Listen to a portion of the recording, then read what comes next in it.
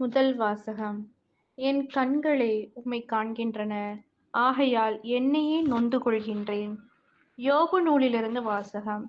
அதிகாரம் 42, இறைவசனங்கள் 1 முதல் 3, 5, 6, 12 முதல் 17. யோபு ஆண்டவர்க்கு கூறிய பதில். நீர் அனைத்தையும் ஆற்ற வல்லவர், அறிவேன் அதனை. நீர் நினைத்த எதையும் தடுக்க இயலாது. அறிவில்லாமல் ஆலோசனையை மறைப்பவன் எவன் என்று கேட்டீர். உண்மையில் நான் தான் புரியாதவற்றை புகன்றேன். அவை எனக்கு விளங்கா அளவுக்கு விந்தையானவை. உம்மை பற்றி காதால் மட்டுமே கேள்விப்பட்டேன். ஆனால் இப்பொழுது என் கண்களே உம்மை காண்கின்றன. ஆகையால் என்னையே நொந்து கொள்கின்றேன்.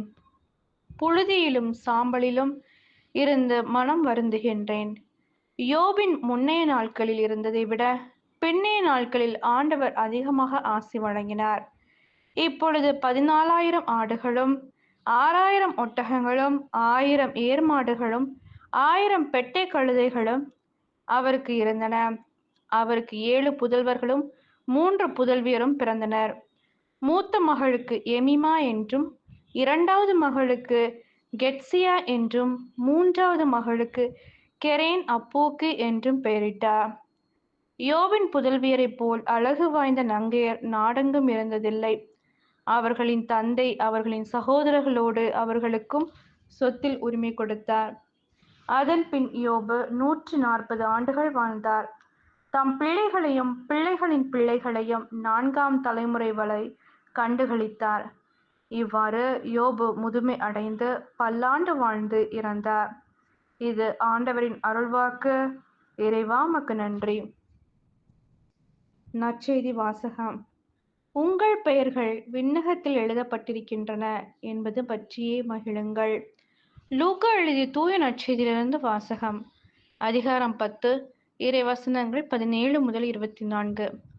அக்காலத்தில் அனுப்பப்பட்ட 72 பேரும் மகிழ்வுடன் திரும்பி வந்து, ஆண்டவரே, உமது பெயரை சொன்னால் பேய்கள் கூட எங்களுக்கு அடிபணிகின்றன என்றனர். அதற்கு அவர், வானத்திலிருந்து சாத்தான் மின்னலைப் போல விழக் கண்டேன். பாம்புகளையும் தேள்களையும் மிதிக்கவும் பகைவரின் வல்லமை அனைத்தையும் வெல்லவும் உங்களுக்கு அதிகாரம் கொடுத்திருக்கிறேன். உங்களுக்கு எதுவுமே தீங்கு விளைவிக்காது.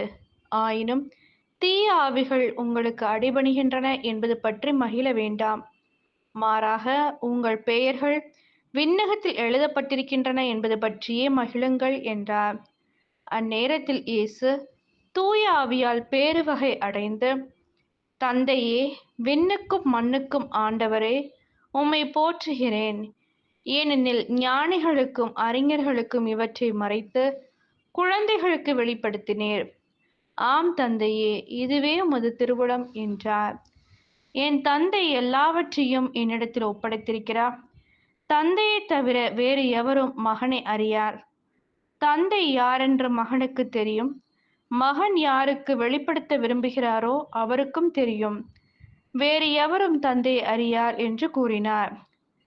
பின்பு அவர் தம் சீடர் பக்கம் திரும்பி அவர்களிடம், தனியாக, நீங்கள் காண்பவற்றை காணும் வாய்ப்பு பெற்றோர் பேறு பெற்றோர். ஏனெனில் பல இறைவாக்கினர்களும் அரசர்களும் நீங்கள் காண்பவற்றை காண விரும்பினார்கள், ஆனால் அவர்கள் காணவில்லை. நீங்கள் கேட்பவற்றை கேட்க விரும்பினார்கள், ஆனால் அவர்கள் கேட்கவில்லை என நான் உங்களுக்கு சொல்கிறேன் என்று கூறினார். இது கிறிஸ்துவின் நற்செய்தி. கிறிஸ்துவே உமக்கு புகழ்.